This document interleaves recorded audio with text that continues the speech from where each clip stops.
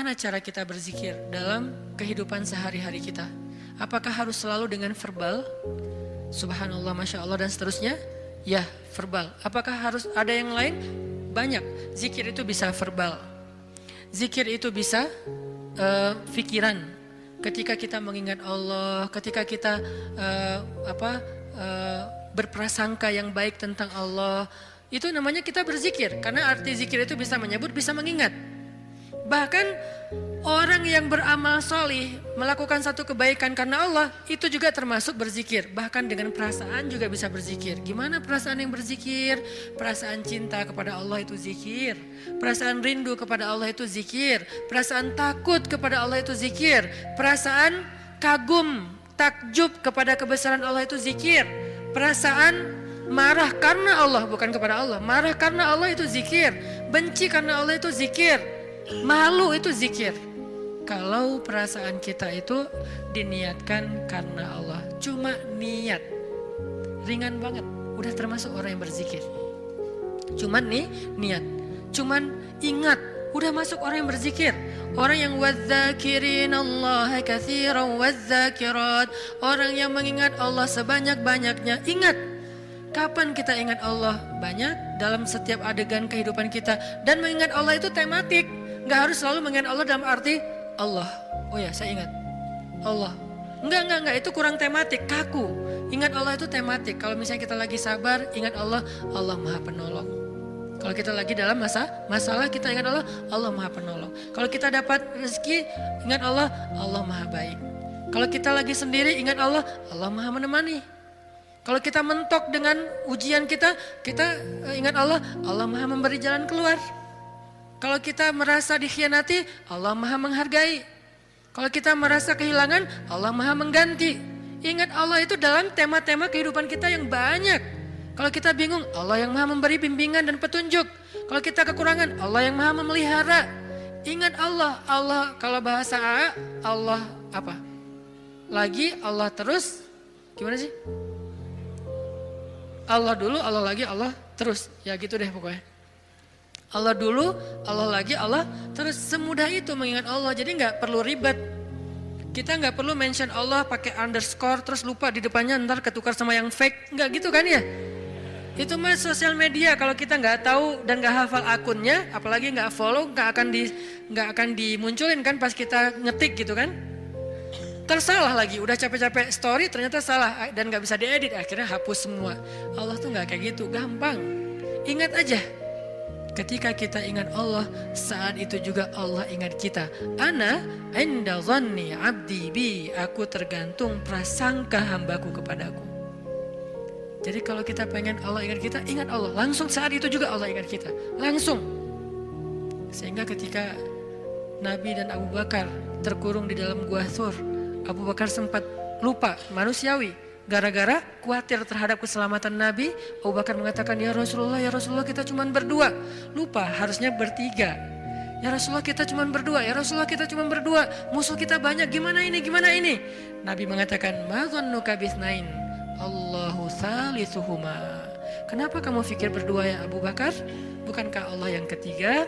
Baru kalau udah ingat Allah, la tahzan, innallaha ma'ana. Udah gak usah khawatir Abu Bakar, Allah bersama kita. Ketika Nabi berprasangka Allah bersama kita, maka Allah persis seperti persangkanya bahwa Allah bersama mereka. Langsung Allah palingkan wajah musuh-musuhnya dari melihat ke bawah. Gak ngelihat ke bawah, ke semua arah dilihat kecuali ke bawah. Ngelihat ke atas, ada gak di tebing atas? Gak ada. Ngelihat ke depan, di balik bukit ada nggak? Nggak ada. Ngelihat ke kiri, di sebelah sana ada nggak? Nggak ada. Lihat ke kanan, di ujung sana ada nggak? Nggak ada. Di belakang, mungkin mereka udah lari, nggak ada.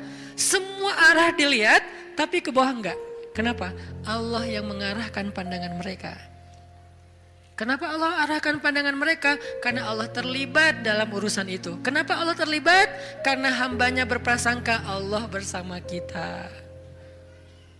Ada riwayat mengatakan muncul laba-laba bikin sarang. Ada riwayat mengatakan muncul merpati bikin sarang di situ. Tetapi riwayat yang paling kuat, walaupun kita respect dengan semua pendapat ulama, tapi yang paling kuat di antara semua pendapat itu, memang Allah palingkan wajah mereka untuk tidak melihat ke bawah. Padahal kalau mereka ngelihat gini aja, nggak usah ngintip jauh-jauh.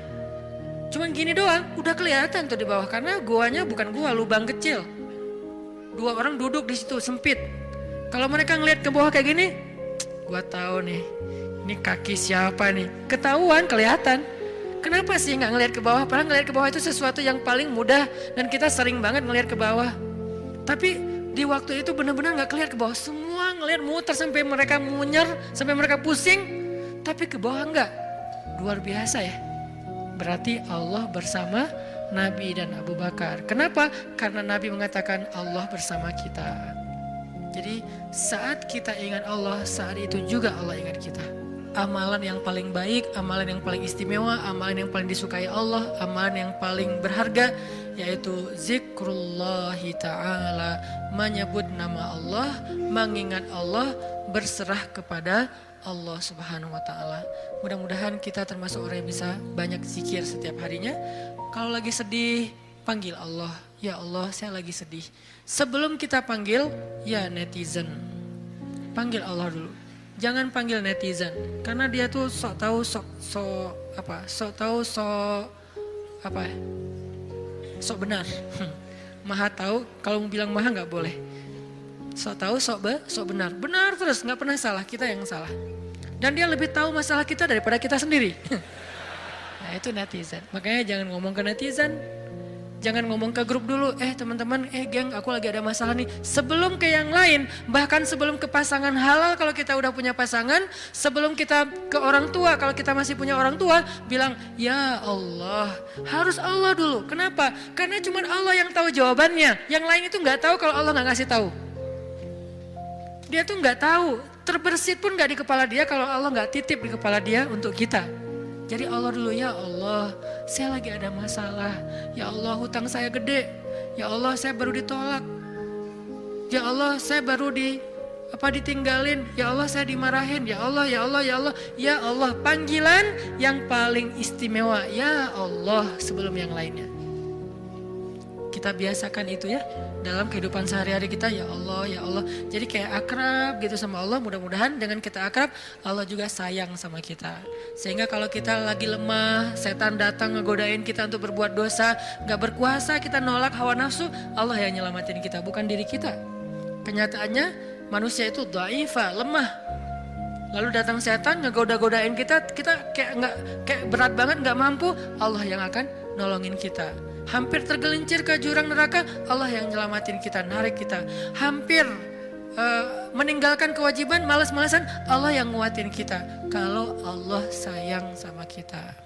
Mudah-mudahan mulai malam ini kita menjadi orang yang zakirunallaha katsiran wadzakirat. Orang yang mengingat Allah laki-laki dan perempuan dengan sebanyak-banyaknya. Sehingga kita mendapatkan semua yang Allah dan Rasulullah janjikan lewat ayat dan hadis-hadisnya.